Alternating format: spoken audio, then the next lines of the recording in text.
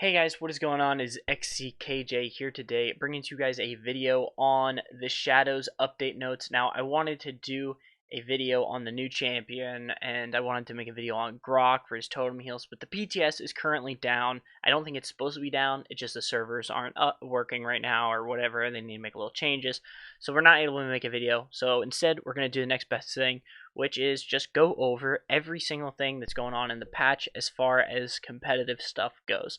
So with that being said, we're going to look at the new champion, Vatu, Vatu, I'm pretty sure that's how you say it. I listened to it last night. If you want to see some gameplay from him, if you go to the end of my stream from last night, my last two games, I got to play on him.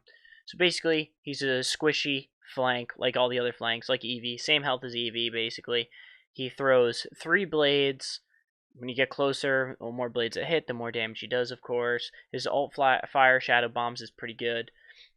Ambush, it's hard to use ambush well, but I did see some people using it well, so it can be used well. I just wasn't personally using it good.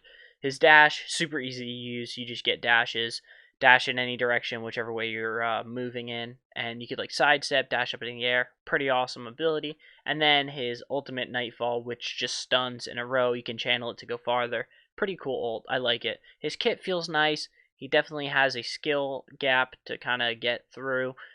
He's a harder Mave almost, I would consider him. For me, personally, I think his best talent is going to be Enveloping Shadows. Of course, you have to start out playing that your ambush gains the additional charge. It can be used on allies. I didn't really like this. This is the only talent I got to play the other night. This talent, I do like it, but I think Enveloping Shadows are going to be definitely his main ability or talent that you're going to be playing. But we could go past all of this. If you guys really want to see what he does, I talked about it a lot on the stream last night, so you can hop on over there. Dash, blah blah blah, all that kind of stuff. As far as how I think he's going to be in the meta, we'll see how he shapes up. We'll see what nerfs end up coming to him. But right now, I definitely think he's strong. Probably, I think he'll be played a lot. I definitely think he'll be played a lot, and he's fun to play, but he's kind of hard, and the fact that he's kind of hard to play might make some people a little bit more discouraged to play, but we'll see how it ends up going. This skin, by the way, is absolutely incredible. The battle pass is kind of meh, but I love this buck skin. Really cool.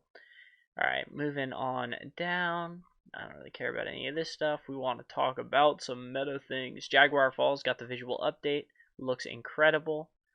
I really love these LTMs that they're doing too. Hide and seek is gonna be fun, and knock around. Both of them are gonna be a blast. I was talking to my one friend who doesn't really play Paladins anymore, and he wants to come back just to play these LTMs. So hopefully a lot of the community feels that way. Comes back, plays the LTMs, and then gets hooked on the game again. So we'll see how that does for a higher player base.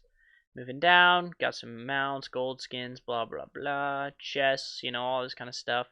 All right, here we go. So some ranked updates. This is awesome. This is very, very cool. What I really was hoping for this patch out of everything was just the wait times were so fast. And this is what I said too. I was talking to you guys. I was saying we queue up for a game and we are in a game instantly, which 2 years ago we used to sit. I used to sit 2 years ago. I was only plat. I wasn't a diamond player. I wasn't even close to masters, nothing like that. And I had to wait 11 minutes for a game sometimes. People complain about that. They reduce the queue times to like 2 minutes a time. But now they are bringing it back up to 480 seconds for a normal wait time, and this is going to be amazing. Just because we're going to have just players that are very, very close to each other, and it's going to be really cool. So I'm excited about that. And the overtime, they increase that wait time as well. I'm very excited for this. Hopefully our games will be more balanced, and we'll actually have a shot at playing with people of a similar level to us, so the games will be a lot more fun and all that kind of stuff. Moving on, they have taken Ice Mines and Frog Isles out, which I'm completely fine with. I do like Frog Isles a lot. Ice Mines, I think, is a trash map for ranked. It's good, but I'm happy personally to have like Fish Market and Bright Marsh back. Oh, my 2 favorite maps, so I'm super happy to have them back because I just hope I get a lot of games on them. But yeah, so we did lose Frog Isles. I like Frog Isles a lot, but you know what? I'll take it. I'll take losing Ice Mines to have all these maps. But Timber Mills, man, it's all right. They probably won't even have it in many of the games. Anyway, moving on down to the balance changes. Androxus first, quick draw. This is a pretty big nerf, I'd say, but it's not going to be too impactful because there's that other card that after you dash, you get ammo back. So people are just going to start playing that card instead of this, because I really don't think that the healing on scaling 15, what is it, 15, 30, you're going to have 60, yeah, it's 75, is it? It's not going to be that great. 75 on every shot. Yeah, no, I'm not a huge fan of it. So if people want extra ammo, they're just going to switch to the other card. I don't think this is going to do all that much for Androxus. He's still going to be very strong. Furia, we have Exterminate getting the nerf. Kind of makes sense. A little bit overtuned. But at the same time, it was overtuned, Exterminate, but were people really playing it? I don't know if the win rate was super high on it, but if you guys want to play the Exterminate while it's super strong, you got a couple more days to do that. So you guys can jump on that right now. It's getting nerfed. Like I said, I don't really see people playing it ranked anyway, so it doesn't matter. Moving on, we have grohk. This is awesome buffs. Very, very cool. He is the champion who is really going to be changing a lot for this next upcoming meta. Is possibly going to be... I don't think he's going to get banned, but I think we're going to see him get played a lot. Just because the movement speed from the totems and just the ability to use the totem so much. One of the things that makes Maldamba so good is that when you heal with your right click, you are able to get movement speed. And grohk is going to be giving out a ton of movement speed, making people super, super fast. So, let me just read the developer notes quick. Previously, grohk could use both charges of healing totem, one right after another, but the only one charge's cooldown would be ticking down at a time, with the second cooldown waiting to start until the first finishes. Now, each charge of healing totem will start its cooldown immediately on use, rather than waiting for the previous one to finish.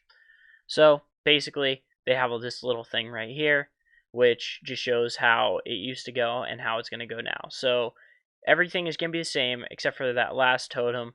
It's going to be able to come out after 12 seconds, not after 20 seconds. So you're just going to be able to put down so many more totems. It's going to be awesome. And like I said, it's all going to be based around the movement speed build and placing a lot of totems. So very, very excited for this build. Plus, grohk's ult is probably one of the greatest ults in the game for team fights and stuff like that. Yeah, I don't know if there's anybody really better, to be honest. So just having him on your team is going to be super impactful for his ults. Now he's going to be impactful without his ult too. Moving on to Grover, nothing too crazy. They kind of just reduce the bounce cooldown. So in that one time when you got lucky and got to root everybody on the enemy team, you're not going to be able to do that anymore.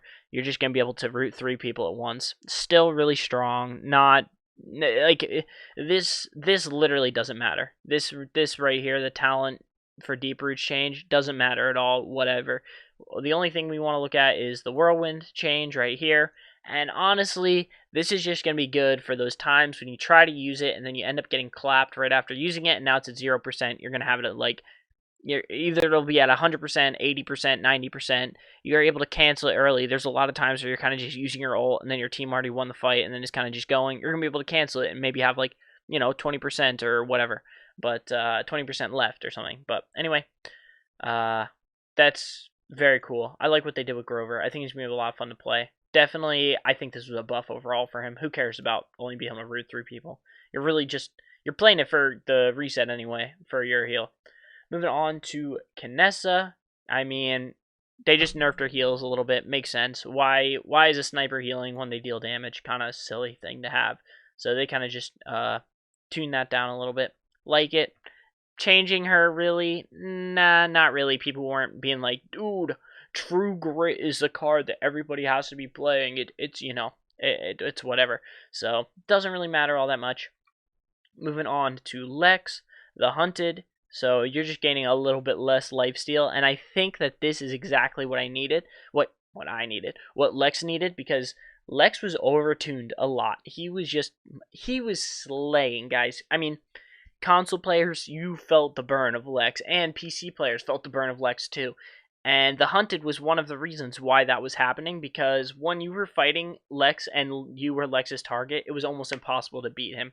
Now it's going to be very possible, so I love this. Is this card going to be bad now? No. Is it balanced now? Yes, I think so. Moving on, we have Octavia. Octavia did get some changes going around right here. I will say Octavia's hipfire feels pretty good with the changes. It does feel like you're hitting more shots up close, and you're dealing a little bit more damage up close. Because before, hip fire was just straight up terrible. Now it feels okay to use. And with that being said, they changed how her actual marksman rifle is. Reduce the damage by a little bit, reduce the bullet spread and recoil, and reduce the fall off at extended ranges. So they just pretty much said, you know what, we're going to take that damage fall off, put it into the base kit of the gun, and then, we're not going to let the damage fall off happen. So you're going to be hitting for, say, 400, 420 from a distance now, instead of how it was before, where up close you're hitting for 500, far away you're hitting for like 300 or something. So they pretty much just moved that all around. I like the Octavia changes. Feels great. She feels good. She still feels strong, but she doesn't feel too over. She doesn't feel like she's going to be crazy, but I still think she's going to be a ban for next meta. I'm not super excited for her to be in rank, to be honest, because she is, she's Octavia. She does kind of dumb things. So the thing where she, not her talents, the other thing, the passives or whatever, that's so strong, man. So much gold, so much ult charge, crazy. All right, moving on, we have Tiberius. Reduce the slow. I mean, were they really caring about the heavy blade doing the slow anyway? Whatever. Who cares? Reduce the slow, reduce its duration, balances him out a little bit. Tiberius is still nutty. Nutty. Play Tiberius next meta, or next patch, definitely. Moving on to Zhin. This is super happy, very happy about this change. Reduce the damage from 25% to 20% when using guillotine. This is just, I cannot be more happy with this change, just because, he was murdering people. Now, as long as a healer heals you a little bit, you are not going to die. It's not going to do 100%. So, or over 100%. It's just going to do 100% now. This feels good. I really like where this is. You're gonna live with a little bit of health, and then Zhin has to finish you off by himself, as long as you get healed. So, this is great. Better than it was before, because guillotine was kind of unbalanced, and all you had to do was aim, like, you just had to face in the right direction. It was silly. Moving on, they had some bug fixes. I wanted that one con bug fix to change, but they didn't end up doing it, so whatever, doesn't matter. But that is basically everything I wanted to talk about for the patch. Let me know what you guys think. Is it a good patch, bad patch? I think it's a great patch. I'm excited for ranked next split. Maybe it'll be the split we get in the Masters. I don't know. I think it might be. I think it might be personally. I really like the balance changes. Nothing seems crazy. Grohk is in the game. Who knows? Maybe we'll get to Masters playing nothing but Grohk. We'll see. We'll see. But anyway, thank you guys so much for watching. I'll see you guys in the next video. Don't forget, we're so close. 5,000 subscribers, one chip challenge, and we can get to 20,000 subs by the end of the year. I'll be getting a Paladins tattoo. So I'll see you guys all later. Peace.